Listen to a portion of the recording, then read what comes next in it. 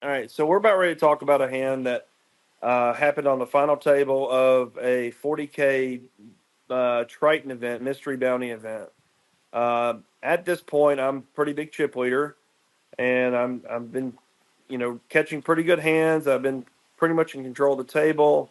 Everything's going my way, and I feel like I'm really setting myself up to finish this off. And so we get into this hand. So you can see I'm currently in. I'm pretty sure I'm the cutoff in this hand.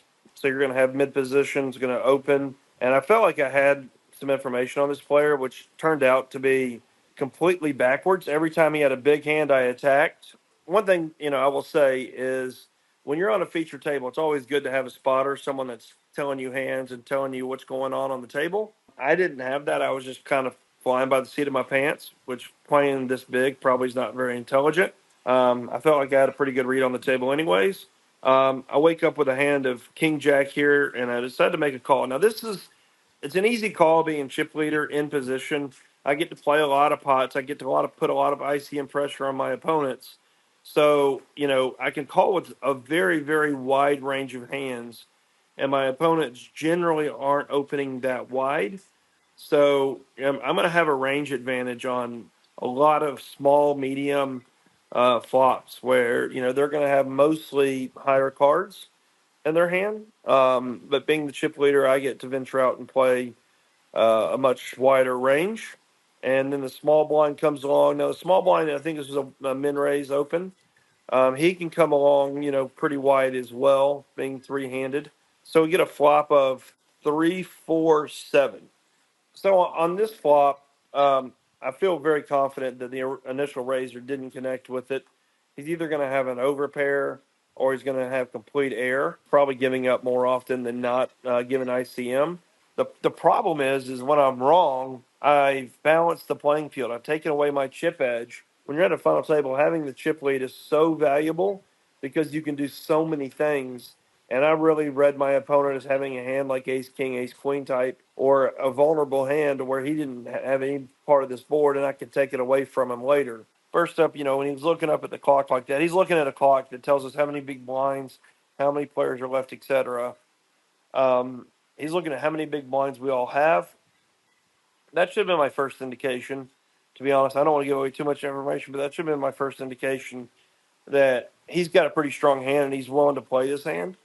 Obviously, the second is the fact that he's betting here. Um, Usually on boards like this, unless you've got a really strong hand, you're going to give up on the final table because chips that you lose are so valuable.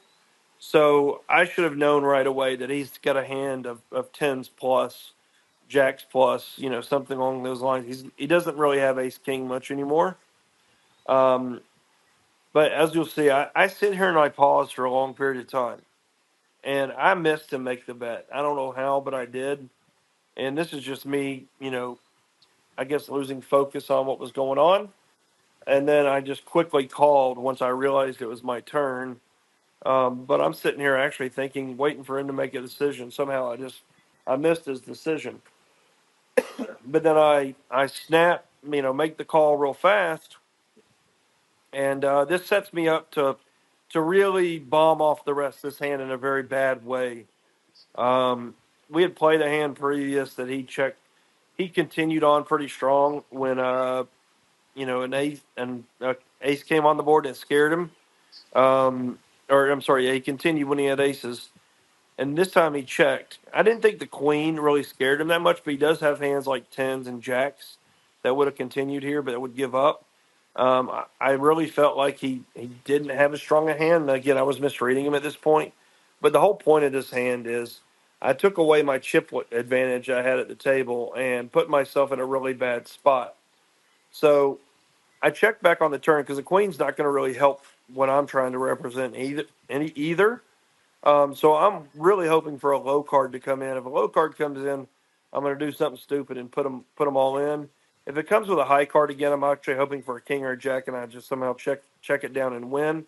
The five comes, which I think is a really really good card for my range, and this is where I convinced. I had it convinced like I could get him to lay down. Obviously, he's going to lay down eights, nines, tens, jacks, He might lay down a hand like ace queen. I don't know if he's laying down, aces, obviously. I mean, I think he contemplated. I don't think he's ever really considering laying down. Like I said, I just caught him at the top of his range. But even so, I put a ton of pressure on him for ICM reasons. And, it's not exactly as easy a call as you would think because the pay jumps are so big. And I'm generally not going to wake up with air here as often as I did. I mean, obviously, I did in this instance. But there's going to be a lot of times when I have, um, two pair, I made a straight, I flop a set. These make a lot more sense than me just straight floating with king jack or a hand like I have. So, it really puts him in a blender. The problem is, he did have the top end of his range, and I made a huge mistake in trying to get, rule number one of poker is don't try to get people to lay down top pair. Don't get people to try to fold, premium hands. And I kind of fell into that trap here. I got into, again, kind of a fancy play syndrome, and which, has plagued me for years. I do this periodically. I'll just go off and try to do something creative. I've got it definitely under control a lot better now. That's why I feel like my results have been better. I don't do it as much. People still think I do it a lot, and I don't do it near as much as people think. So I get paid a lot. But I felt like given the final table dynamic ICM, um, I felt like that river card gave me a really good shot just to go for it. And obviously, it did not work out this time. He did have the top of his range and made the call and kind of balanced the final table. And, I really think that that was the difference between me getting first in this tournament and I think I ended up fourth or third. I ended up third in this tournament. So I think it cost me quite a bit of money with how this hand played out.